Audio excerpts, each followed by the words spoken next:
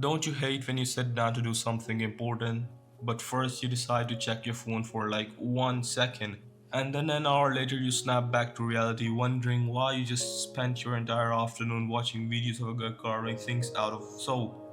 That's why it can feel so overwhelming. You know you should be motivated, but you for some reason aren't. Well, what if I told you the chemical in your brain that's supposed to make you feel good is the very thing making you feel like a lazy piece of garbage? So this video will cover everything you need to know about this pleasure chemical, why it has a dark side, and how you can actually get your brain to work for you again. Section 1. The Science of the Dopamine Trap. So dopamine. You've probably heard it called the pleasure chemical, right? Well, in reality that's not quite right. It's basically the chemical of motivation. It's the little voice in your brain that says, hey, you should do that thing again, that was good. It's the reason our ancestors went out to find food instead of just, starving to death. But here's what nobody tells you. Our modern world has hijacked that system and turned it against you. How the whole thing works isn't really that important. All you need to know is to think of it like a seesaw in your brain. When you do something fun, like eating a whole pizza, the pleasure side goes down. But your brain is a little bitch and it hates being unbalanced. So to even things out, it slams the other side down, the pain side. That's the craving or the empty feeling you get after the fun is over. If you keep smashing the player side with easy, high reward stuff, your brain gets tired of it. It basically lowers the starting point, so you need more and more stimulation just to feel normal. Simple things like reading a book or going for a walk start to feel super boring. The thing you were chasing to feel good has now made it harder to feel good at all. Section 2. Your brain on cheap dopamine.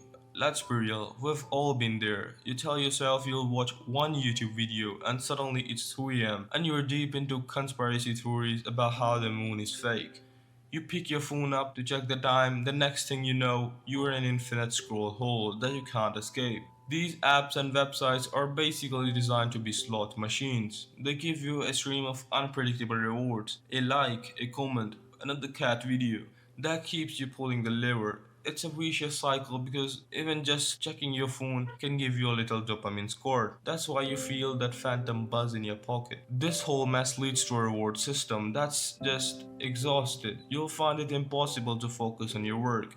You'll feel zero motivation to do anything, and you might even feel anxious or depressed. The real thing you should know is that you are not lazy. Your brain's reward system is just completely fried.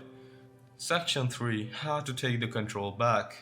So how do you fix your fried brain? Well, lucky for you, you are not totally powerless. You can basically hit the reset button. The big tool here is something called a dopamine fast. Some smart people like Andrew Huberman suggest that you should stop doing a specific problematic thing for about 30 days.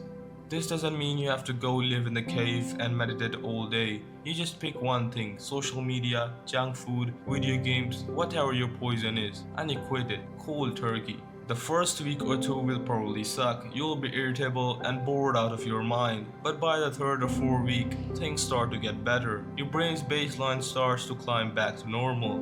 Besides fasting, you should do things that give you a more natural earned dopamine hit. Things that actually require effort, like exercise or learning a new skill that doesn't involve your phone, or even just going outside and touching grass.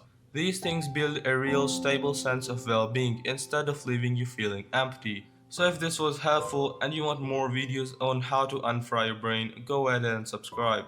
Or don't, it's your life, but if you do, let me know in the comments what high dopamine habit you're trying to kick. We can all point and laugh at each other. So now we have talked about the engine of your motivation, how it gets hijacked, and how you can get it back. The goal isn't to live a life without pleasure.